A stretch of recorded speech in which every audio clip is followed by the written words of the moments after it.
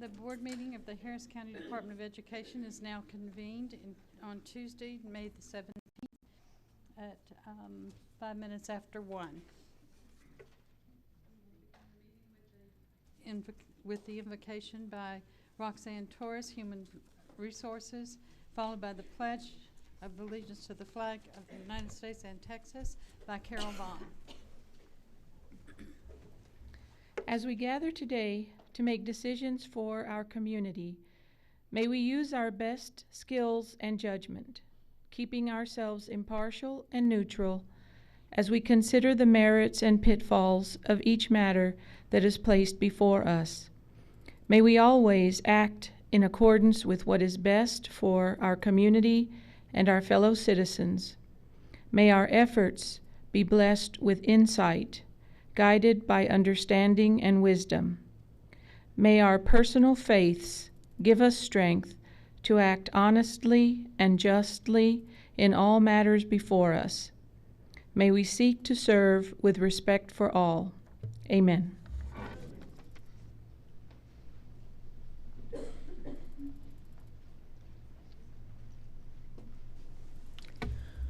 I pledge allegiance to the flag of the United States of America and to the republic for which it stands, one nation, under God, indivisible, with liberty and justice for all. Honor the Texas flag. I pledge allegiance to thee, Texas, one state under God, one and indivisible.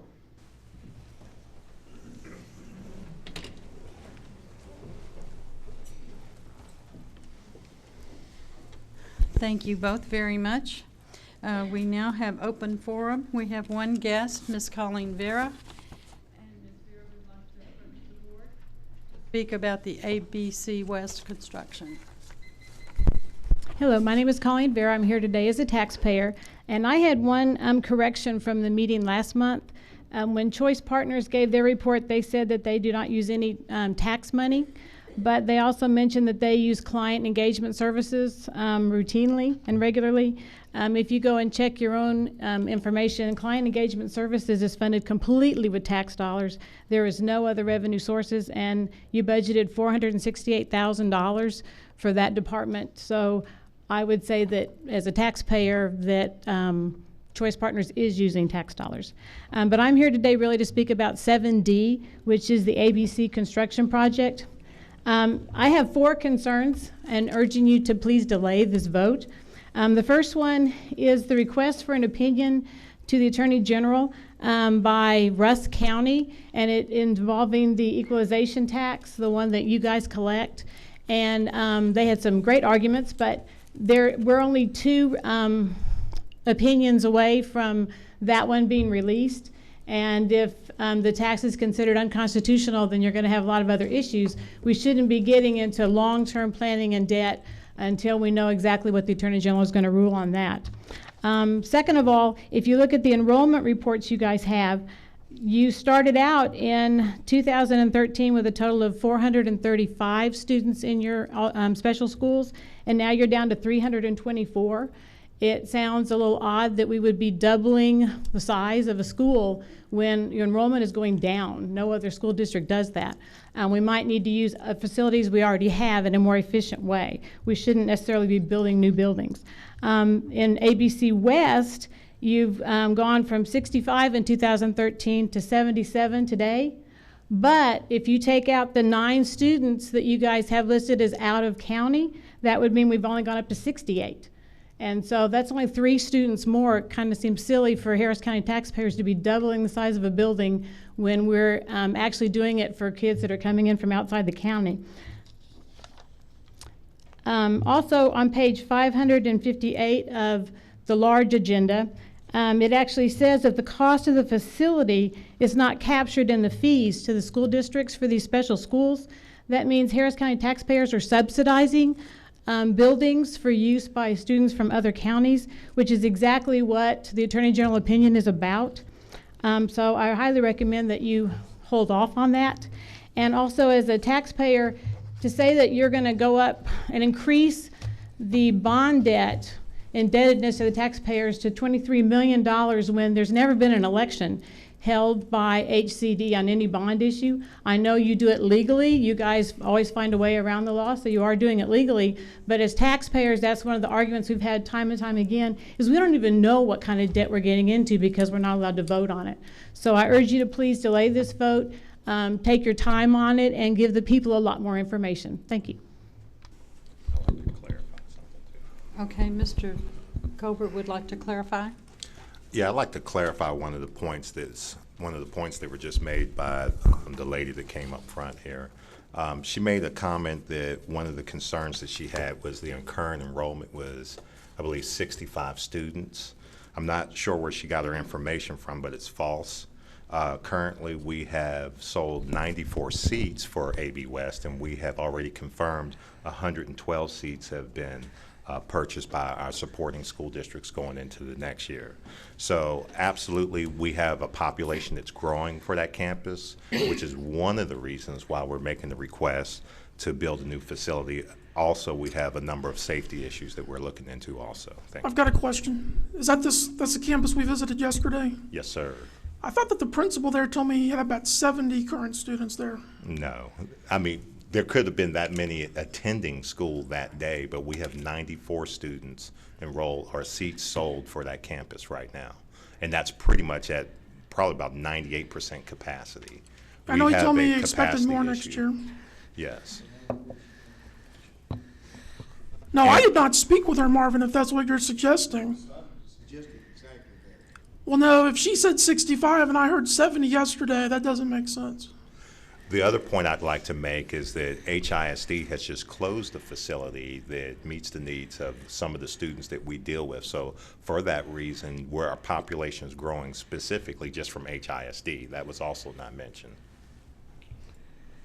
Okay, thank you very much. I'd like to make a comment also, and that is to say thank you to our staff and administrators for the respect that you show to people who come before this board, regardless of how negative they might be or how what they accuse the board of or accuse you of. I appreciate that you treat them all with respect and as honored guests. Thank you so much. Now we'll go on to the reports. Annual update of HCDE Communications and Community Enrichment. I think Mr. Wynn will be the presenter. Thank you, Madam President. Madam President, members, I'm going to try to use the technology here and not embarrass myself.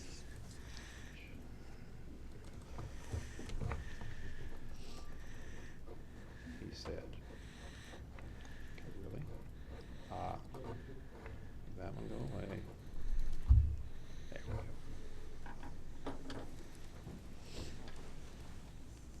Great.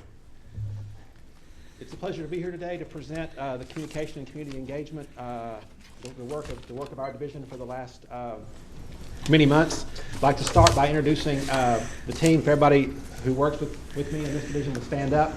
I think most of the board members know most of these folks, so I will not run through their list of names except to tell you that a couple of folks are out today because they had appointments that they could not reschedule, and to let you know that I perceive myself to be very blessed to get to work with such a talented and creative group of folks. So thank you all very much. Madam President, you know through the almost 2 decades that you and I have had these conversations that I consider myself to be particularly blessed that I get to be involved in telling the story of this place. And the numbers that we have before you today, I think, do a really good job of pointing out the work that the folks behind me who just stood up have done over the last 15 months in telling the story. We have seen 142 positive HCDE related stories that we're able to verify through Track Media. I won't run through each one of those breakouts for you. I know that you all can read and time is of the essence, but you will note that that's about 10 stories, 10 positive stories a week in some form of media.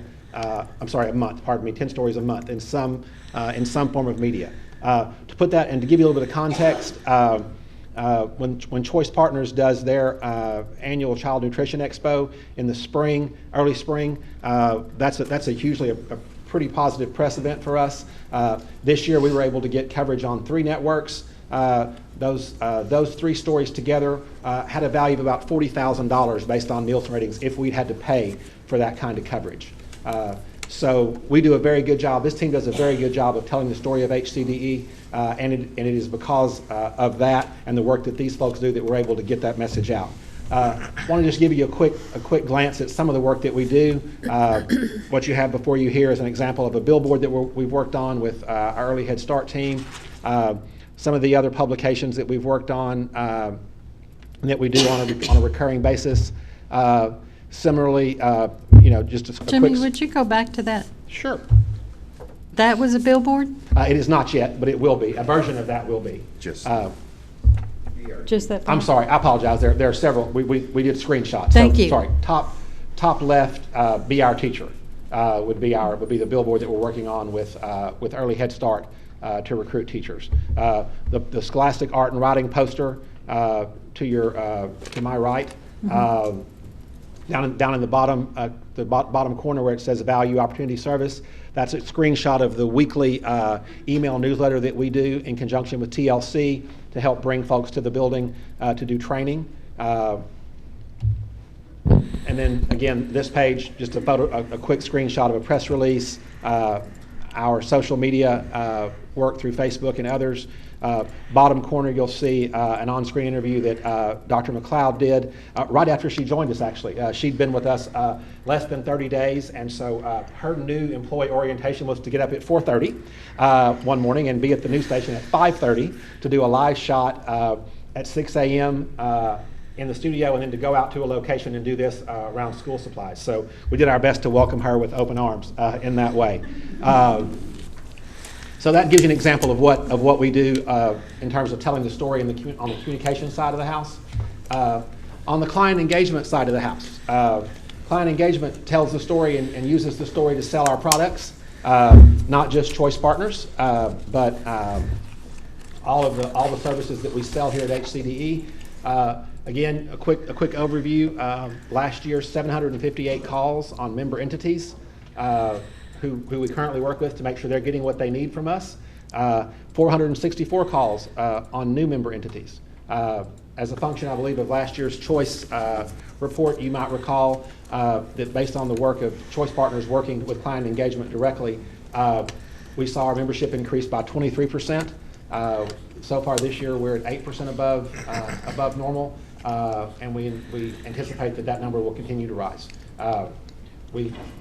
As a function of the work that we do in client engagement, we attend a lot of conferences and special events to promote the work of Choice Partners and the department. One fun thing that we did last year and this year in client engagement is that HCDE was a sponsor of the annual spelling bee. That's done by Houston Public Media, and as a function of that, we got 30-second slots, about 27 individual 30-second spots we were able to broadcast on public media.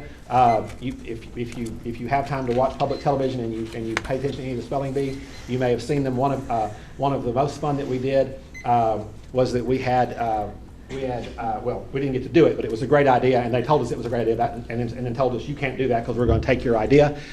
We have a couple of very young-looking staff members, and so we used them as spellers and had them spell value, opportunity, and service, which spelled out HCDE. That was how they spelled every word that they got asked, and it was a great shot. Our 9-time Emmy Award-winning videographer Joe Perez shot that. We took it to PBS and they said, "Wow, this is great. Y'all can't do this. We're going to do this." And so they took it and used that as their own commercial. So that, I think, speaks to the level of skill that we have on our team here. Just a quick screenshot again of our new infographic. Client engagement uses this a significant amount of the time in terms of for landing pages on our web campaigns. It's a quick, easy way to tell all the things that we do at HCDE and give you a sense of the scope of what we do here in Harris County, the Harris County Department of Ed. And then finally, community engagement and public information. This is a piece of our work that I know most of the board is familiar with. we're providing you here a 4-year look at public information requests. You can see they were pretty significant in 2015. And by the way, these are calendar year, not fiscal year. Because of the way these requests work, when we looked at them over time, it made more sense to break these into calendar year because of overlaps. They tend to end more cleanly, oddly, when you do them from a calendar year perspective. So you will see that in calendar year 2015, we had 112 requests for public information, up from 76 the year before. This year, we're at 43 through April 30th. So we are on track to probably hit that 112 or maybe a little bit more, a little bit larger number. Here's another way of looking at that. We did a little trend line for you. That big number there in February is February of last year. The board might recall that was when our friends at the Chronicle were spending a lot of time looking at the inner workings of HCDE. At any one time, we had 2 to 3 dozen open records requests at a time from that individual reporter. That story, of course, was ultimately publicized in late May of last year. But again, you can see the trend lines are pretty consistent in terms of the number of requests that we get on a monthly basis.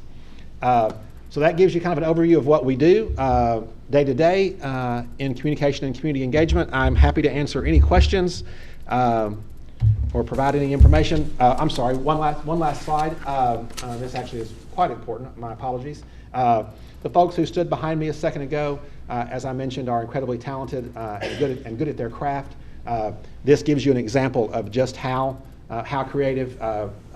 Virtually every one of these folks behind me have been honored by their state and national professional associations for their work, and that this happens every year. This particular year was no exception. In fact, the State PR Association for School Districts, TSPRA, named Louise Henry, who is the Director of Client Engagement, as their most valuable member last year. Carol Vaughn, who works in communication, won several awards, as did numerous other members of the team. I am, as I said, very, very blessed to work with an incredibly talented group of folks, and they are committed to telling the story of this place every day, and we're glad to do it. So, questions? Any questions? Erica, did you have a question? I'll just save it. You want to save it? I have one question. Yes, ma'am. Jimmy, would you define membership as you understand it? What does that mean? I would not, but I would ask my colleague Louise Henry to define membership as she understands it, since she's the one that makes it happen. Okay, thank you. It is the interlocals approved between HCDE and other governmental entities. So once they've approved their interlocal agreement and sent it to you, you approve your interlocal agreement, we count that as a member. And what about any of the entities that we do business with that are out of county? Are they included in that membership, or no? They are. They are. Any contract. Any governmental entity or nonprofit that Okay. sends in that contract. I think the important part of that, Madam President, is to remember that they're not a member until this board approves them. Yeah. So that's a key component to that. Okay, any other questions? I have a Erica? second question that not holding. Can someone answer, when is the new website going to be Someone live? can, yes, ma'am. Question. Thank you. So to paraphrase the great Tina Turner, we can do this easier, we can do this hard. I've been told that we will do it either way, May 31st. So the new website will be up by May 31st. I want to apologize to the board for the delay. We ran into some unintended challenges, and we have managed to resolve those, and we will have a new website up by 31 May. And we are excited about what we have to show you.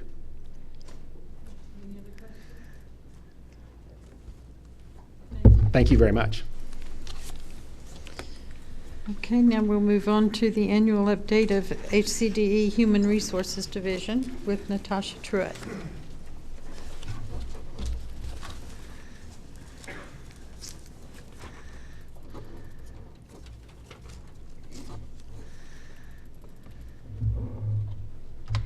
Good afternoon. Thank you for giving Human Resources the opportunity to present. I would like to start off by asking the staff to stand so we can recognize the individuals who serve our HCDE employees day in and day out. Thank you.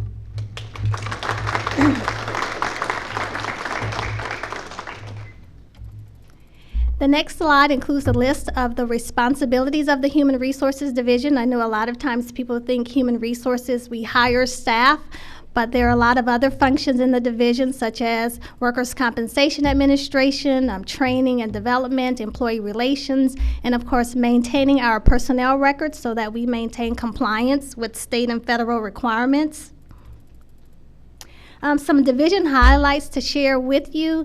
This past school year, 14-15, we were very busy putting systems in place to meet the federal Affordable Care Act compliance and reporting requirements, so a significant portion of our time was spent on that endeavor. We also worked closely with the communication division on rebranding all of our recruitment collateral, so we're very proud of the new look that we have when we go out and represent HCDE at job fairs. We attended about, I think, 17 job fairs last year, and this year, because we've been recruiting heavily for the Head Start division, we've attended over 30, so definitely an increase in recruitment. We upgraded our Time Clock Plus system. Part of it was to help us with the monitoring and reporting under the Affordable Care Act. On the horizon, something I want to bring to the board's attention, which will impact a significant number of our employees and impact the operations of some of the, one division in particular. The Department of Labor has proposed to increase the minimum salary level for exemption of professional staff for overtime provisions. So in order for an individual to qualify as exempt and not be paid overtime, federal government currently has a minimum salary requirement of $455 a week, which is about $25,000 a year. So that's the minimum salary we can pay.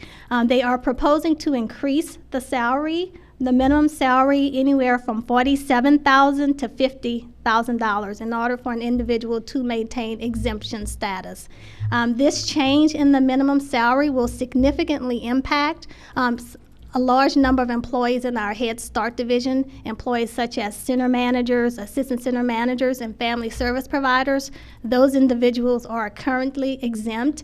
If the salary level increases anywhere to $47,000 to $50,000, if these individuals work more than 40 hours in a week, we would be required to pay them overtime. If funds are not available in the Head Start's budget to adjust salaries in order for these individuals to maintain their exemption status, it will result in Head Start having to kind of implement different strategies to try to minimize the number of hours or reduce the hours that staff can work while still trying to serve the needs of families. They have policy council meetings in the evenings that they must attend. They also schedule regular parent meetings and other initiatives that happen outside of the work hours. So this change will significantly impact Head Start and their operations. So about 65 employees will be impacted by this increase to the minimum salary. And then the next slides are just some of our numbers, demographics on employees. Compared to last year, the numbers are pretty much the same. And then staff qualifications, you'll see that 39% of our employees have bachelor's degrees, 24% master's degrees. And then next is ethnicity information. Of course, 79% of our employees are female. And then you'll see 50% of our employees have been with us 5 years or less, and then 26% between 6 and 10 years. And then information on staff turnover, which is pretty consistent with the previous years and number of hires. And then administration of leave, slightly just down from the previous year on the number of employees taking family medical leave and temporary disability leave. Workers' compensation and unemployment numbers remain about the same. And then this is a list of some of the benefits that we provide to our employees in order to retain employees and also helping us with recruitment. So we try to offer a diverse number of benefits to staff. Any questions? The benefits that we offer to our staff, we pay the full amount, or do not the employees share in that? The department, HCDE contributes towards medical insurance for our employees, and then we provide a life insurance policy of about $15,000 to employees, and then we pay for our employee assistance program. All other benefits are paid for by employees. There's no contribution from the department for the other benefits. Okay. Any questions? How much do we spend on the employee assistance program typically? I believe it's about $17 or $18 per person annually for employee assistance. All right. Okay, any other questions? Thank you. We have now any other reports from the board members who attended any functions that you'd like to discuss or tell us about? Anyone? Okay, hearing none, we'll go on to the next item, which is the monthly financial reports. Mr. Amesqua.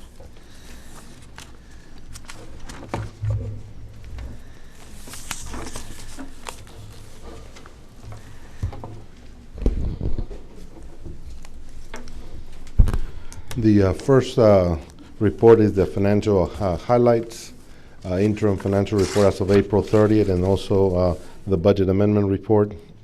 All our financials are on our website, posted on our website. As of April 30th, 2016, our assets are $39,614,875, liabilities of $1,711,503, and fund equity total of $39,614,875. Our various categories of fund balance, from non-spendable, restricted, committed, assigned, and those levels are listed there, and our estimated balance as of today are $23,365,854, with some appropriations from fund balance that have already done and approved previously in this fiscal year. Our financial ratios, the first one is the percent of fund balance to general fund expenditures ratio. First one is a 51% versus 47% from last year, and budgeted at 27%. That number will end up around the 20% ratio at the end of the year.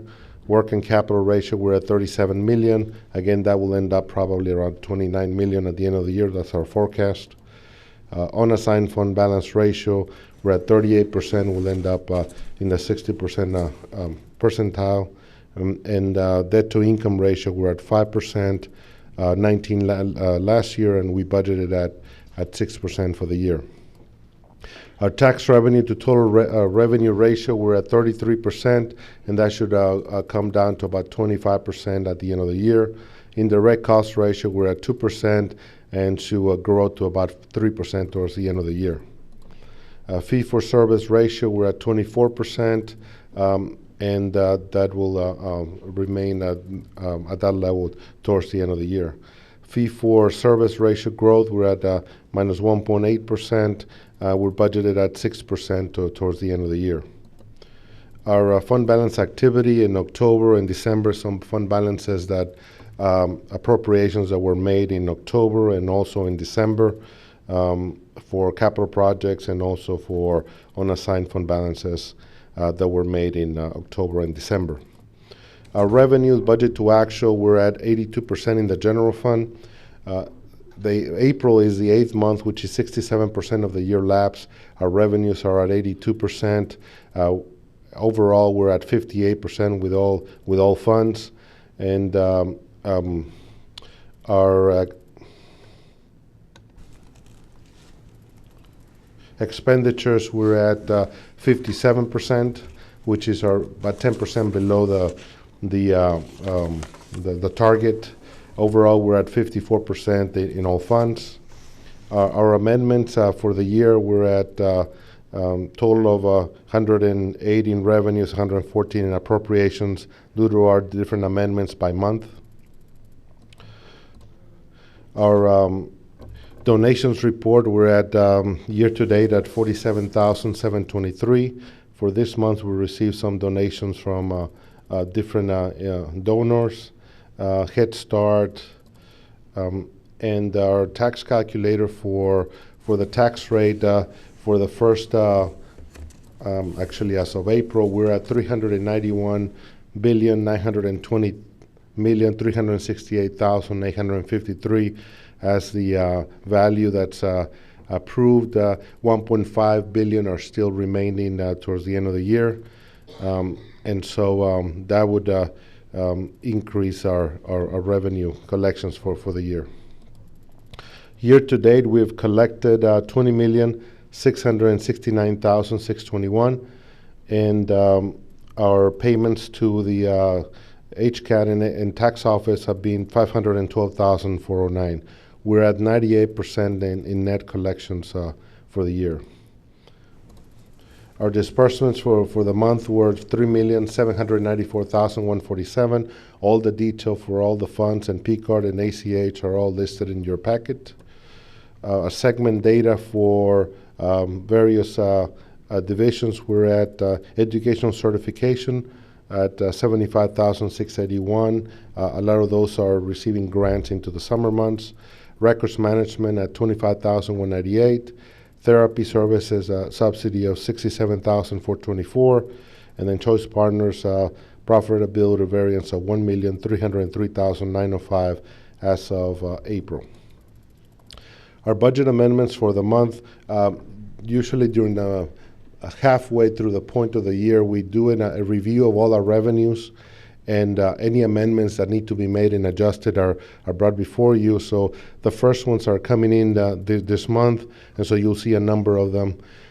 For example, the first one is two contracts that are come before you for business services with Lamarck ISD and Texas City ISD, 50,000 and 137,000.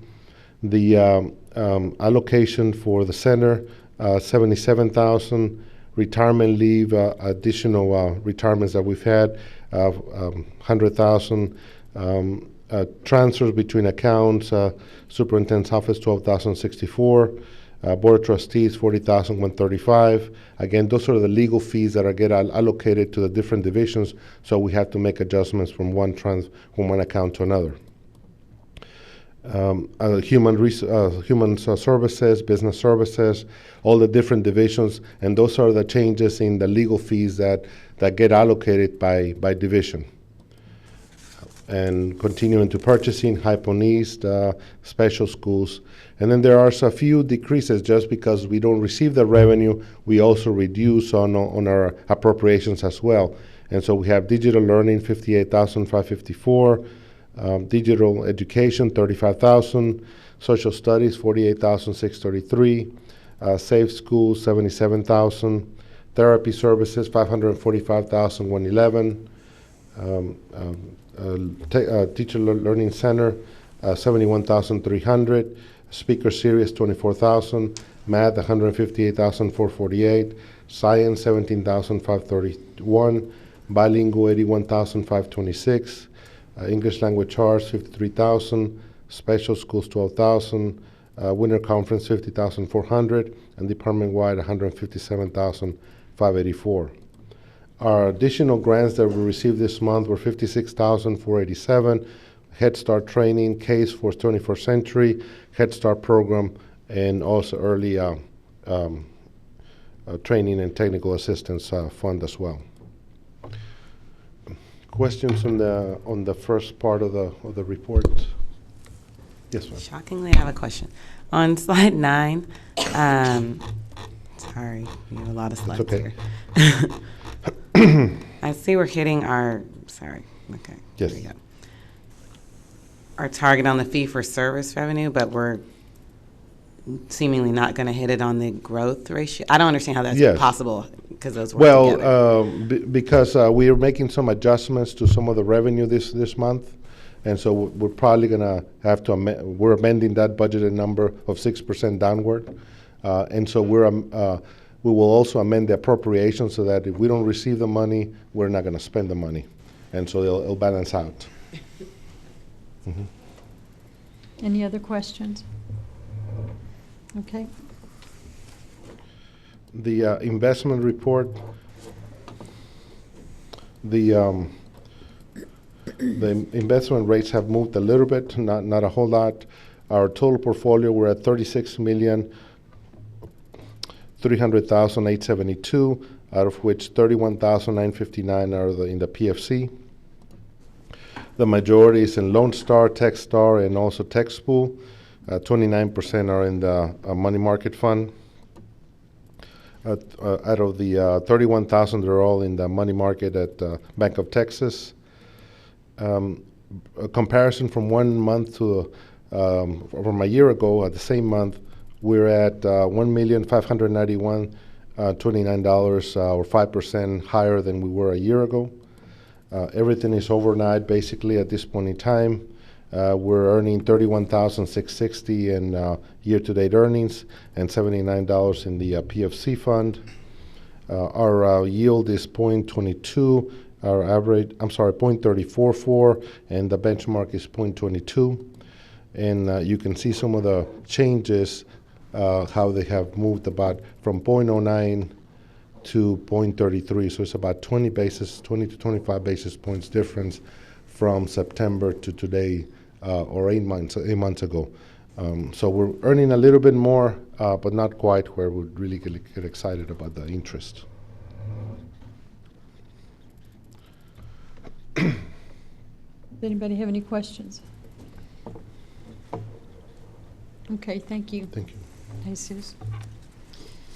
And we'll move on now to action items consensus, items 6A through E. Are there any reservations?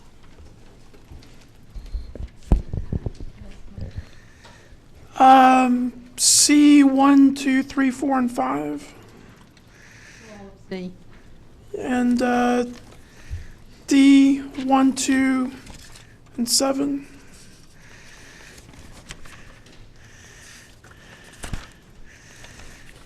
That's it. Okay. D. Okay. Any others? Anyone else?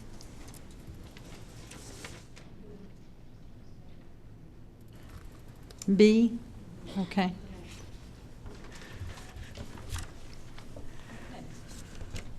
No, we'll vote on items 6A through E with the exception of B, all of C, items 1, 2, and 7D, and item, what was that? 22D? 22D. Do I hear a motion? So moved. Moved by Michael Wolf. Is there a second? Erica? Okay, all in favor, please indicate by show of hands. Item passes 6-0. We'll go to item B. Do I hear a motion on that item? Moved by Diane. Is it seconded? Second by Erica. Lee. Do I hear a motion? Oh, I did hear a motion. Wake up. Okay. All in favor, please indicate by show of hands. 5-4. All against? All abstaining? Okay, item passes. Item C. Item C, let's take them individually, I guess. C1. I noticed it says in-county units. I guess Goose. Michael, we need a motion before. Do I hear a motion on item C1? Motion, okay. I'll second. Erica, was that you? Yeah. I'll second. Okay, and Don Sumner's second. Okay, discussion, Michael? Oh, I noticed that it says in-county units. Do we have a separate price when it's out of county, or? Yes. I guess my question, how do we determine the price for each, the in-county and out-of-county? We take the in-county over a period of time and decide whether we're going to do an increase or not for that particular year. And so that number becomes standard, and we usually charge 2 to 3% higher for out-of-county. So do you know what the current price is for the out-of-county and the? Yes, it's $5,500. Okay, is there any other question? Hearing none, all in favor of item C1, please indicate by show of hands. Item passes 6-0. C2, do I hear a motion on item C2? Moved by Diane Troutman, is there a second? Second. Second by Erica Lee Carter. Is there any discussion? I think my question was answered when she answered the first one. Does your question apply to all of those? Well, I think I had different questions on a couple of them. Okay. Okay, so item C2, is there any other discussion on that item? Hearing none, please vote for item C2. All in favor? Did I count right? That was 5-4? I'm abstaining. 5-4, none against, and 1 abstention. Item passes. Item C3, do I hear a motion on C3? Moved by Diane Troutman, is there a second? Did I hear a second? Second by Carter. Okay, is there any discussion on that item? I guess my question on this one is for an out-of-county seat. So I'm assuming the price would be about 2 or 3% less for an in-county seat. Not less. Yeah. Yeah. If, this one's out of county. So this one would be more if it's out of county, Yeah. right? Okay. Yes. So it'd be 2 or 3% less if it's out of, Yes. if it's in county. All right. Is that your only question? Yep. Any other questions? Hearing none, please vote on item C3. All in favor? 6-4, item passes. None opposed. Item 6-4. Do I hear a motion? So moved. Moved by Erica Lee. Is there a second? Second by Diane Troutman. Discussion. I guess my question on this, so is there a price for the extended school year than the non-extended school year? Or? Yes, sir. How does that work? Extended school year, it's $5,200 for in-county for about 6 weeks. And then for out-of-county, it's $5,500 for about 6 weeks. So that's about the same as it would be for the regular school year? No, sir. For the regular school year, it would be $20,300 for in and $23,500 for out. Okay, thanks.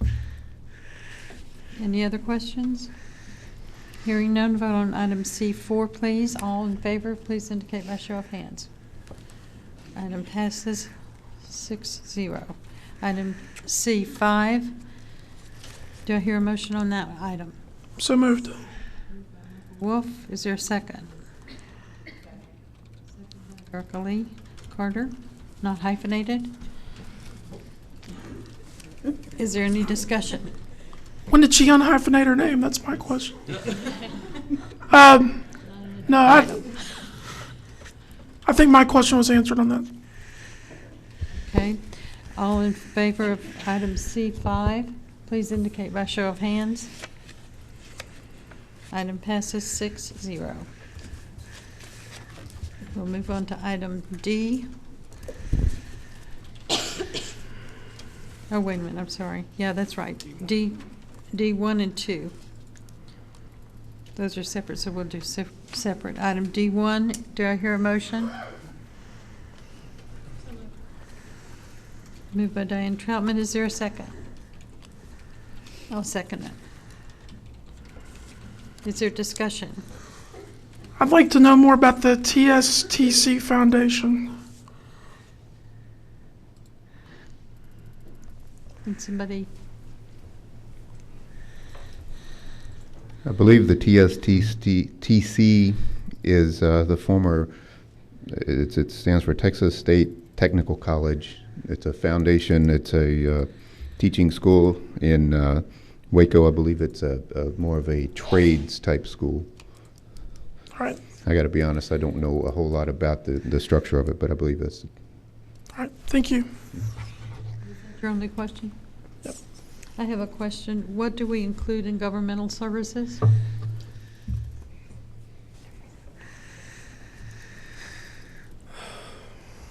Governmental services, these are, I'm not sure about the terminology. These are basically the interlocals Okay. that are being executed. That's what I thought it was. It's governmental services is the broad term that's used to basically include any service that HCDE renders. The interlocal agreement is between two governmental entities here, HCDE, and the ones that are listed in the agenda. But that's all it is, for right? governmental services, as that term is defined under the Interlocal Cooperation Act. Basically interchangeable Could be terms. choice, could be therapy services, could any of the services that the department renders.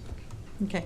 I think Don has a But it's question. anything that's under the interlocal agreements. Correct. Okay. Don? I have a question. What service are we providing to Spokane, Washington? It's basically the same thing that we as, that HCDE, Choice Partners, a division of HCDE, offers to any one of our governmental entities that that execute the interlocal. So they're just signed up to be able to use any of our services? Absolutely, yes, sir. Okay. Do they have to pay a fee when they sign up? No fee. There's nothing that comes out of their pockets, so to speak. It's all supplied by the vendors, and it only occurs once a transaction is made, a product or service is sold. Okay. Is there any other discussion? Any other questions? Thank you. Hearing none, all in favor of item D1, please indicate by show of hands. 5-4, all opposed, all abstaining, 1 abstention. Item passes. Item D2, contract renewal option for energy purchase and aggregate for the following vendors. Reliant Energy for the current year. Do I hear a motion? By Diane Troutman, is there a second? Second. Second by Michael Wolf. Discussion? I'd like to know if this is our only current energy provider in this program. I believe they are, and this is basically a renewal. Actually, we will be adding to this. This is something, it's a renewal for Reliant, and it's been around for quite a number of years, and it's just, this is his last renewal going through May of 17. We will be adding, because that's a very, very popular thing for the government and school district entities to use to help them save money and save time in energy, electricity purchasing. All right, thank you.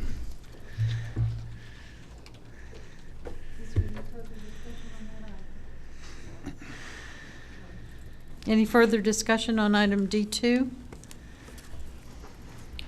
Hearing no discussion, all in favor of item D2, please indicate. Item passes 6-0. And we'll move to item number 7.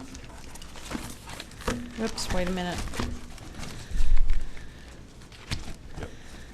D7. Yeah, I thought I had 2 pages, but I didn't. Okay, D7. Do I hear a motion on D7? So moved. Moved by Don Sumners. Is there a second? Second. Second by Erica Lee Carter.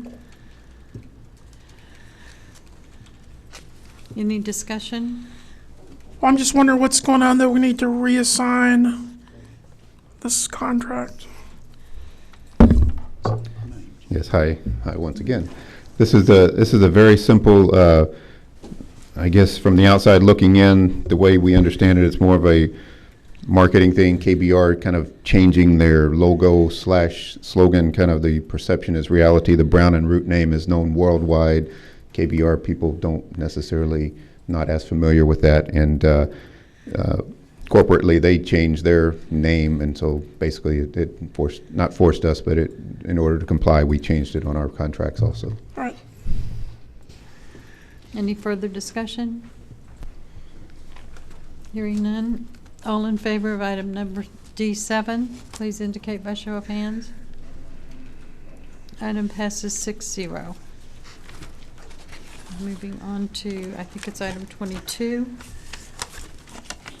Do I hear a motion on item 22? D22.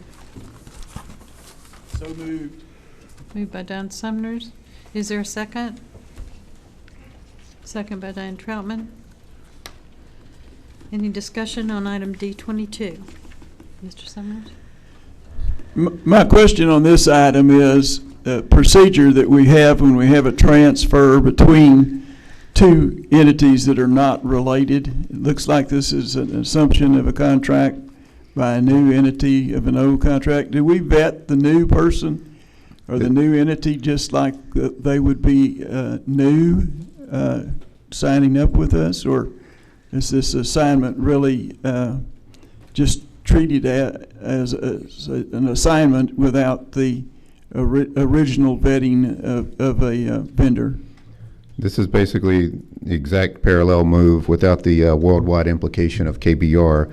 The PTI is the same entity as, the Playgrounds Today Incorporated is the same entity as the PTI Sports and Recreation Construction Company. It's basically a name change, if you will, kind of a change structurally or corporately on their end, kind of forcing us to comply and change the name for contract sake on our end. So it's not a new company? No, sir. Okay. Same exact.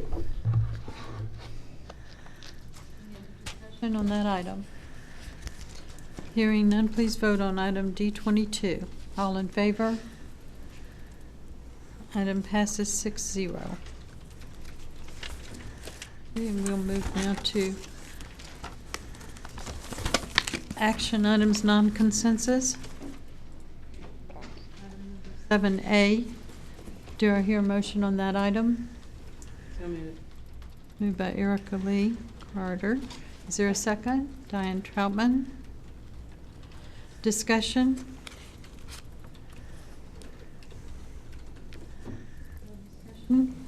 All in favor of item 7A, please indicate by show of hands. 6-0. Item 7B. Do I hear a motion on 7B?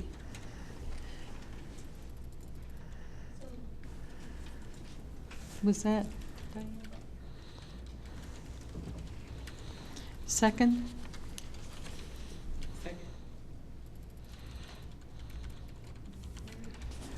Is there any discussion on item 7B? I have a question. Okay. What will this contract entail? Will we be going up, over to Texas City, or? Yes, this is just basically a continuation of the one previously, except it's with Texas City, and this is to close out and coordinate the year-end audit for Lamarck, which will be turned into Texas City 2 months later after June 30th. So are you the one that's going out there, or is there somebody else? We're going to have approximately about a dozen consultants, but I'll be coordinating with them. So I'll be going out there, but there will be people that will be on site there. We're basically going to take some of the staff that are there and contract with them for about 2 months or 3 months, depending on how long it takes us to do the work. All right. Any other discussion on that item? Hearing none, please vote on item 7B. All in favor? Item passes 6-0. Item 7C, approval of the interlocal revenue contract between HCDE and A-Leaf Schools to establish learning management system in the amount of $59,650.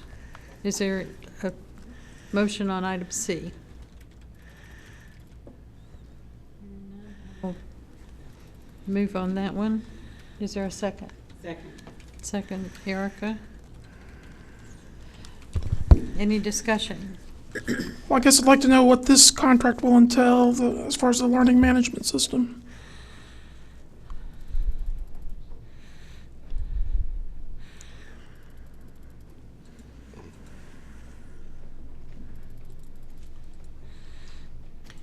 Would you ladies introduce yourselves, please? I'm sorry, my name is Frances Hester. I'm the Senior Director for the Teaching and Learning Center. And I'm Lenise Hockaday. I work for the Teaching and Learning Center in Digital Education and Innovation. Actually, we provide the management for the online courses for A-Leaf. So the learning management system has to do with online courses? Yes, sir. All right, thank you. Erica, do you have a question? I want to clarify because I'm a little confused. This is completely separate from the virtual school network and the cloud? Yes. Yes, ma'am. And the partnership with our technology department or just you all? Let me help. Okay. The learning management system offering that we do for A-Leaf and a few other districts started with technology, and that was transferred to the Teaching and Learning Center, a better place for it to be managed by the instructional staff. Jim, so let me understand.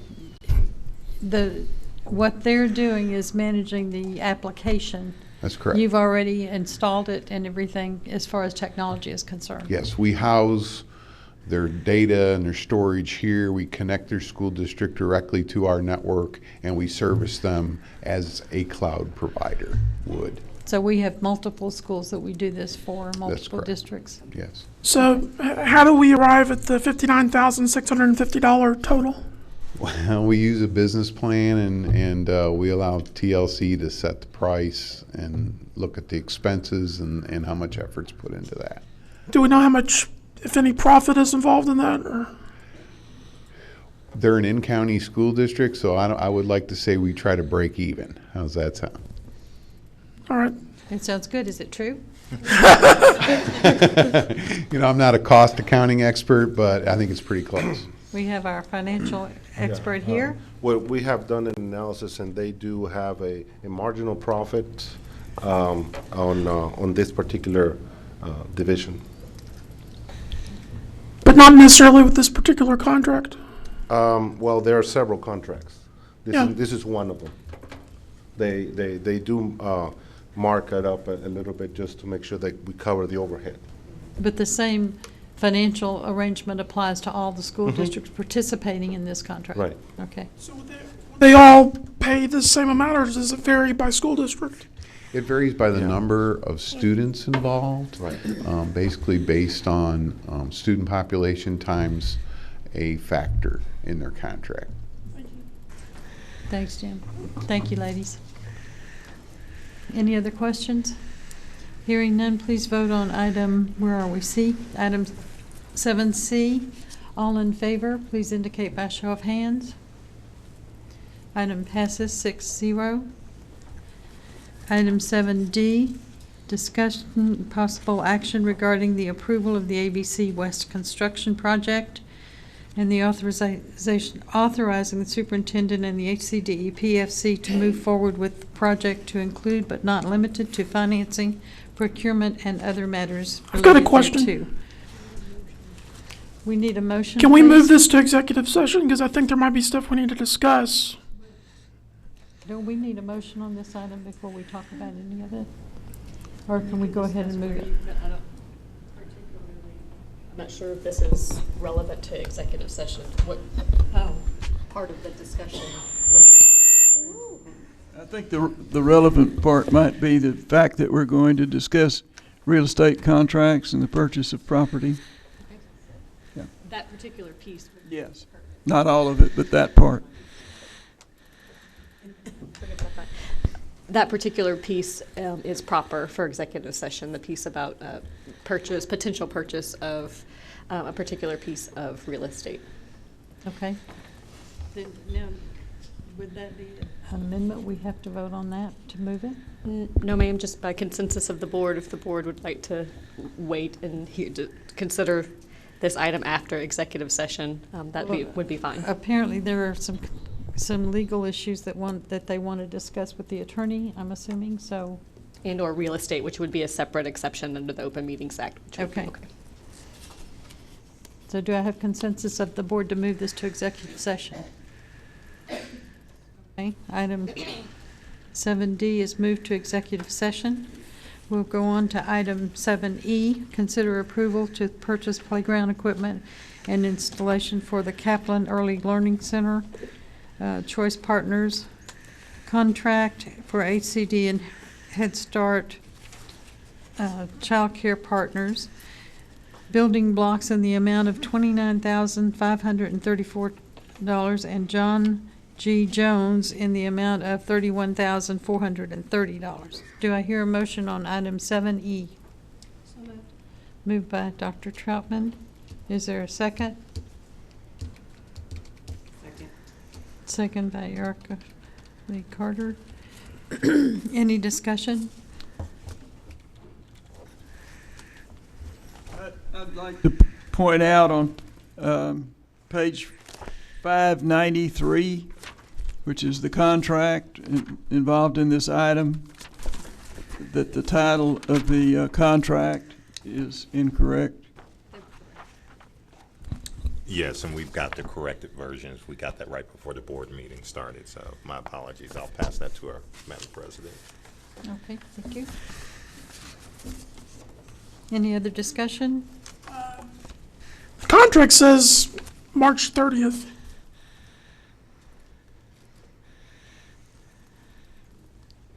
The contract says March 30th. So the contract's already started before we approved it, is that? No, sir. The contract has not started. I think it's a difference between we got a quote and the contract was given to us, but no work, nothing has been done. We're waiting permission from the board to move forward. If that's approved today, what would the expected contract date be? Probably another 30 days because we have to coordinate with the actual child care center. Thank you. Questions? Hearing none, please vote on item 7E. All in favor? That's 4 for, all opposed? 1 opposed, all abstaining. Did you vote? I'm in favor, excuse me. Okay, I'm sorry. It was 5 for, 1 opposed, and no abstention. Item passes. Item 7F, consider approval of $2,050,000 request for the U.S. Department of Health and Human Services to continue funding for HCDE Early Head Start Child Care. Do I hear a motion on that item? So moved. Second. Moved by Erica, second by Diane Troutman. Any discussion on that item? Yes. We have previously had a mention of the fact that the federal government is going to increase the exempt wage requirement. Yes, sir. Is this request going to be made in an amount that will cover the difference, whatever we decide that we're going to do?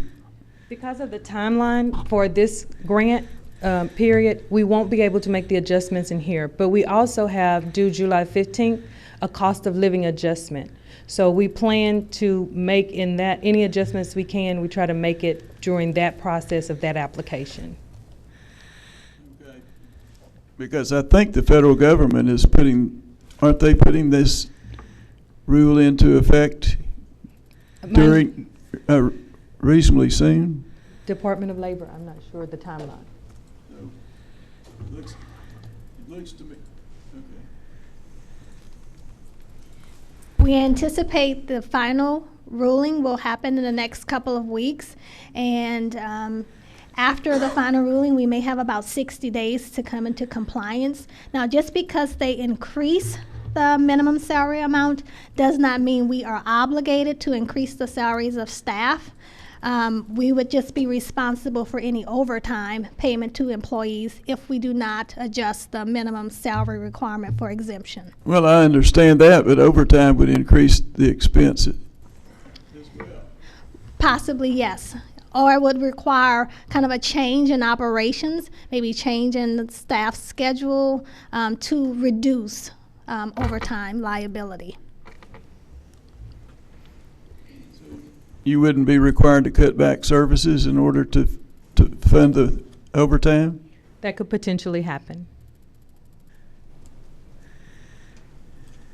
So that you don't think that we should request as a separate item in our to Head Start that the expense that they're adding to us because of the rule?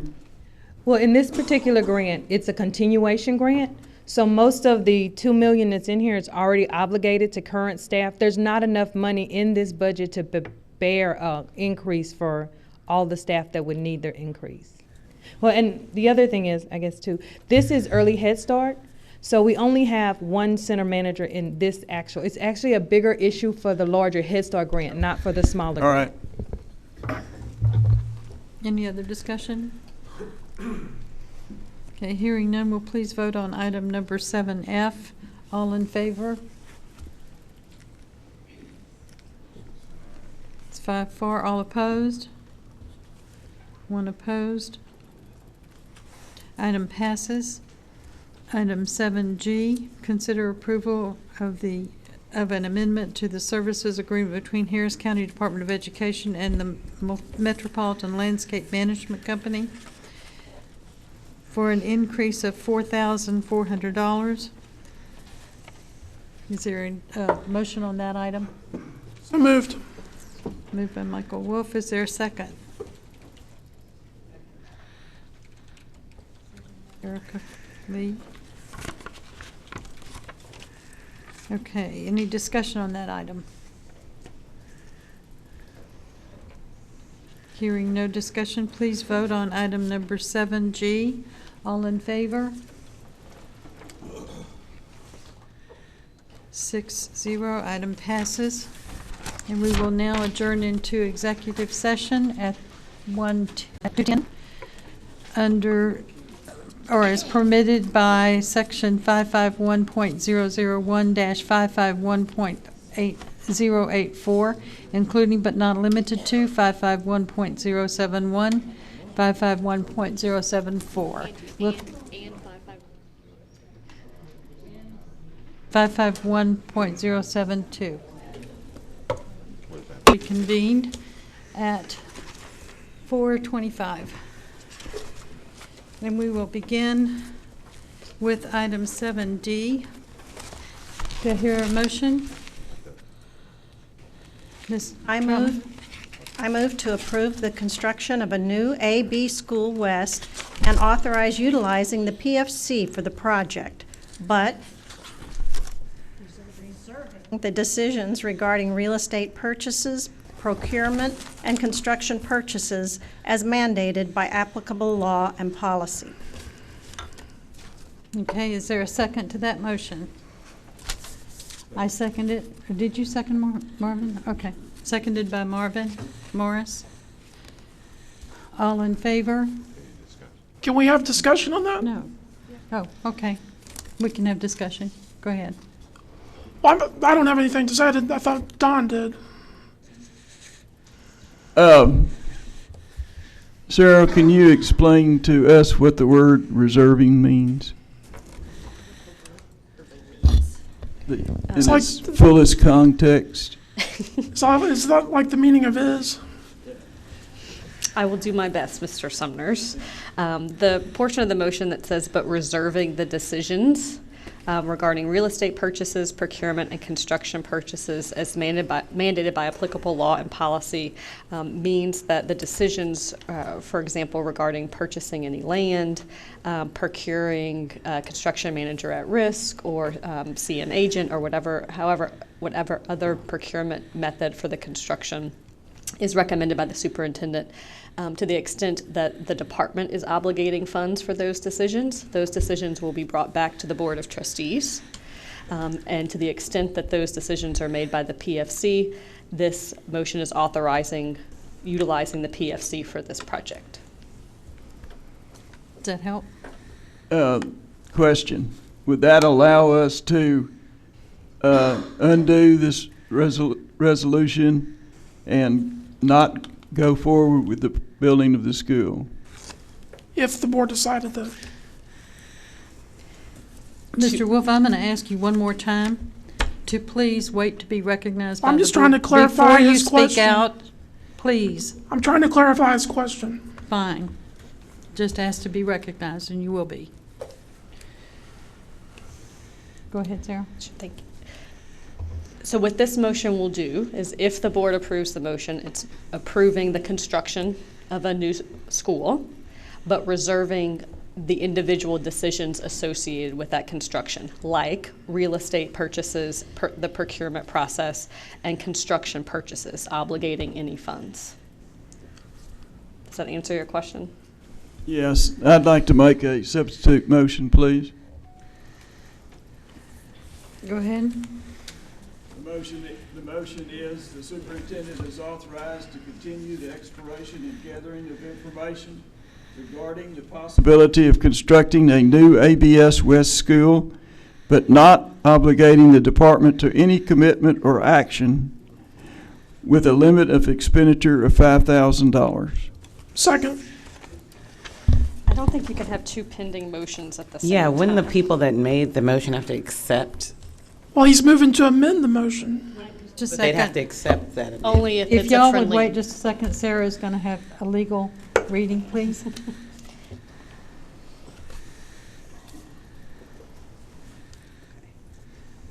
Give me I'm sorry, 1 second. So, point of clarification, Mr. Sumners, is your motion to amend the original motion, or are you offering a substitute motion? Whichever gives me a vote. So that's to amend. To amend, I guess.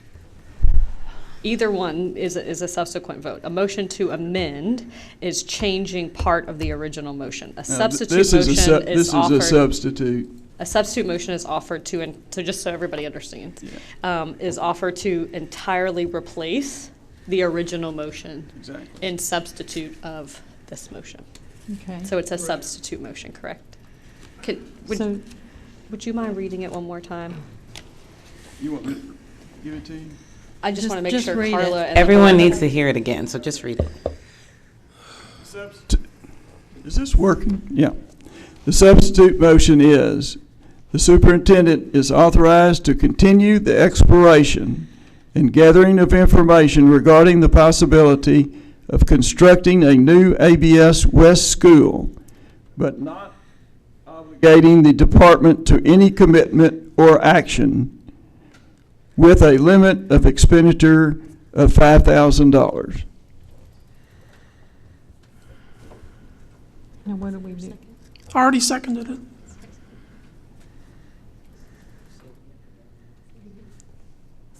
So now you can debate the substitute motion, and then you'll vote on the substitute. Why do we get to vote on that before the first?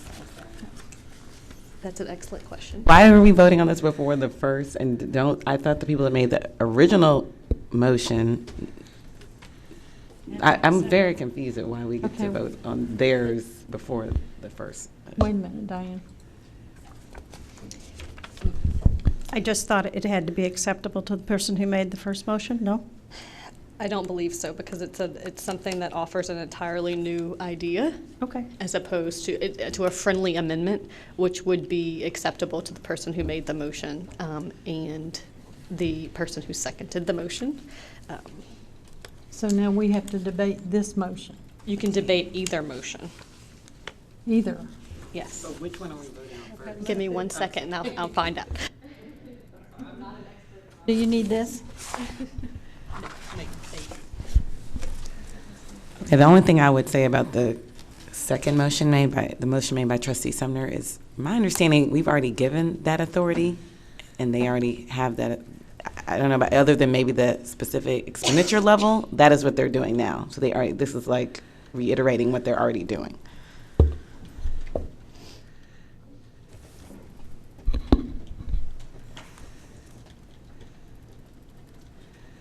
Sarah, are you looking something up? Yes, Okay. ma'am.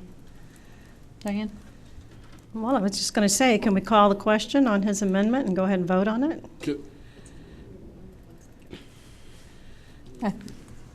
Yes, May I ask a question? you may.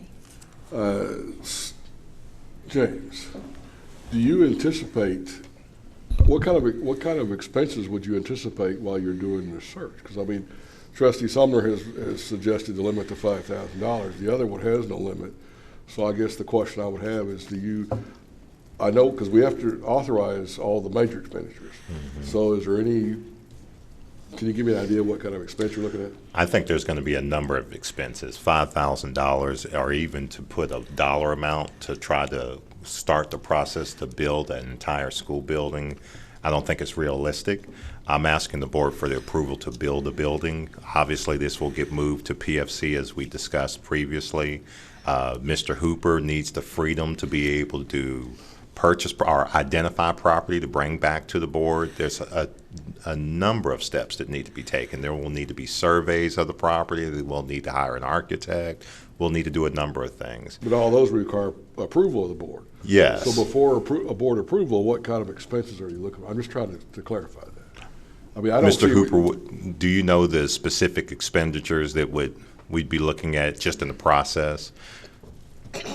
Approximate less. It doesn't have to be exact. Well, there could be any number. There could be appraisals. There could be an environmental study, having to pay for copies.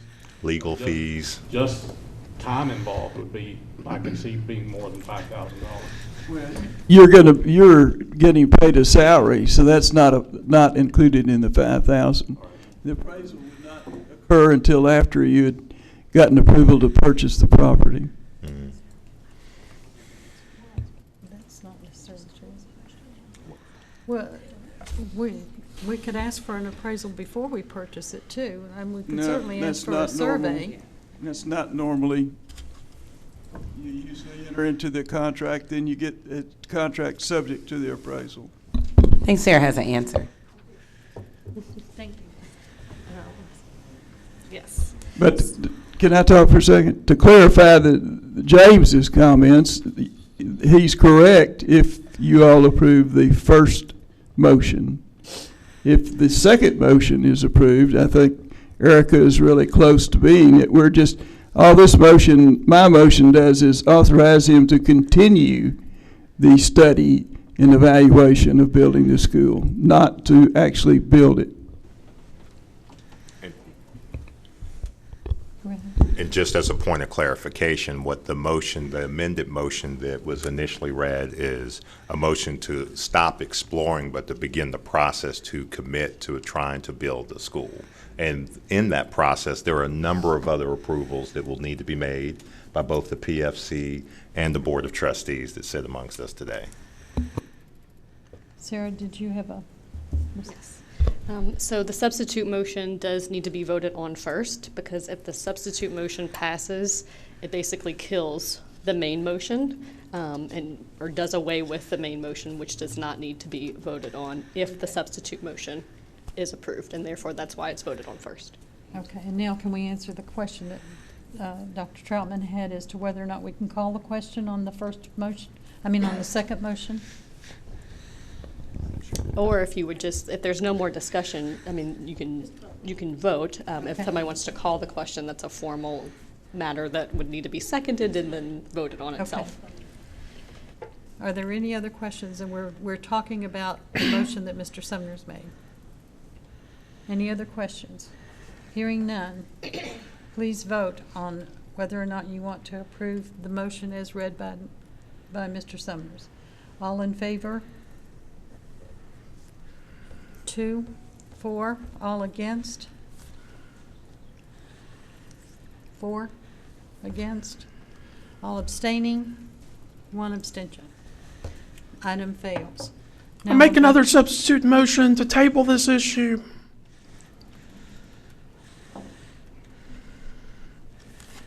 we have a substitute motion to table the issue. Second. All right, it's been moved and seconded that we table the issue. Is there any discussion? Hearing none, please vote on whether or not you wish to table this issue. All in favor? 2, 4. All against? 4 against. 5. Oh, did you vote to? Oh, okay, excuse me, that was 5. Motion fails. We are now voting on the initial motion as read by Dr. Troutman. Is there any discussion on that motion? Hearing none, please vote on the motion as read by Dr. Troutman.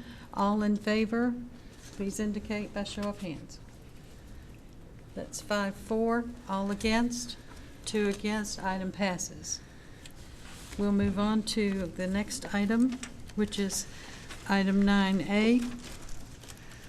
Consider the proposal for non-renewal of term contracts affected by the reduction in force and specifying the manner of hearing, if any, concerning the proposal's non-renewals in accordance with policy DFBB. Do I hear a motion? Yes. I'd like to make the motion.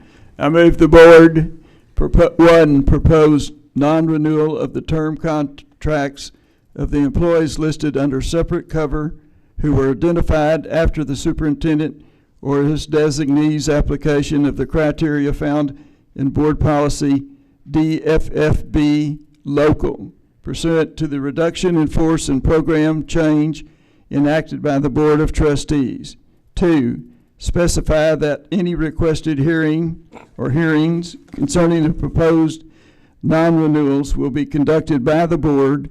And 3, direct the superintendent or his designee to deliver written notice of proposed non-renewal to the affected employees pursuant to board policy and law. Thank you. Now, is there a second to that motion? Second. Second by Dr. Troutman. All in favor, please indicate by show of hands. That's item 5. 6. No, 6, sorry. All opposed? 1 opposed. Item passes 6-1. We'll move to item 9B. Consider rescinding the proposed termination of a certified employee's term contract. Do I hear a motion?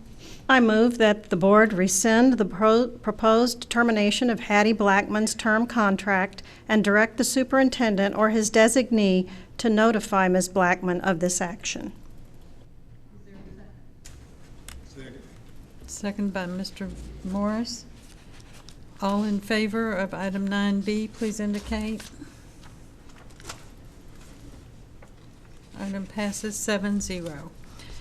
Item number 9C, consider proposing non-renewal of certified employees' term contract and specifying the manner of hearing, if any, concerning the proposed non-renewal.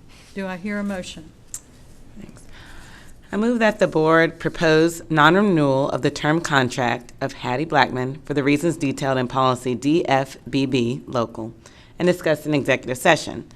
I specify that any requested hearing concerning the proposed non-renewal will be conducted by the board, and we direct the superintendent or his designee to deliver written notice of proposed non-renewal to Ms. Blackman pursuant to board policy and law. Okay, is there a second? Second. Second by Dr. Troutman. All in favor, please indicate by show of hands. Item passes 6, I'm sorry. All against? All abstaining? Item passes 6-0-1. Now we'll move to item number 9D, the employment of Director of Technology. Do I hear a motion? So moved. Dr. Troutman, is there a second? Second. Second by Don Sumners. All in favor, please indicate by show of hands. What is it? 5? 6. 6-4. All opposed? 1 opposed. Item passes 6-1. And that concludes our, no, wait. Yeah. Item number 9E, consider approval of the superintendent's recommendations to award non-Chapter 21 contracts for 2016 through 2017. Is there a motion? Moved by Marvin Morris. Is there a second? Second. Second by Mr. Evans. All in favor? I think that was 5. All opposed? 2 opposed. Item passes 5-2. Item 9F, consider approval of the superintendent's recommendation to award Chapter 21 contracts for 2016-2017. Is there a motion? I'm sorry. Do we need to amend that? Amend that to except for the 17 teachers at Academic and Behavior School West. Are you making the motion to approve, but changing that one item to 17 teachers at Academic and Behavior School West? Correct. Okay, is there a second to that motion? Second by Mr. Morris. All in favor, please indicate by show of hands. That's 7-4. Item passes. And that brings us to a conclusion of this meeting. Do I hear a motion to adjourn? Is there a second? Seconded. All in favor? Item passes. We are adjourned. It is 4:45.